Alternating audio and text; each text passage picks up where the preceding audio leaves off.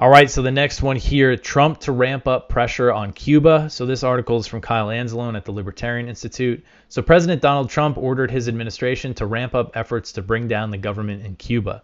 The policy calls for tightening sanctions and programs. So sanctions that have been in place for over 60 years, they're going to ramp them up. It's just, this is one of the dumbest policies of the U.S. government, is just maintaining this embargo on Cuba, this country that is 90 miles off of our coast.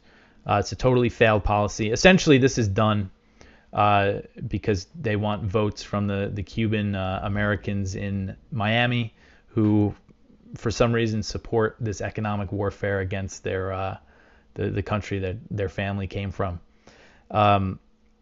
And so President Trump issued the memo to his administration on Monday that instructed the strengthening of the hostile policy against Cuba. The approach calls for tighter enforcement of existing sanctions and travel restrictions against the Caribbean nation.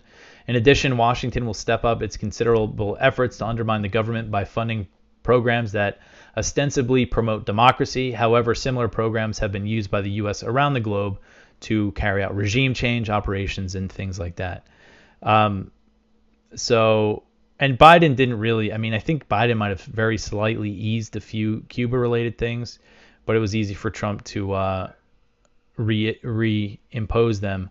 And the U.S. has maintained this embargo against Cuba, of course, since the 1960s. And Obama took some steps toward normalizing relations with Cuba, but he didn't fully lift the embargo. And Trump reversed all those steps. And again, Biden, I don't think Biden did anything significant. Everything was easy for Trump to reverse, and it just goes on. And it's just an example of how sanctions, again, it's been so many decades, and it's the same governments in power, and the sanctions have only hurt the people living under that government.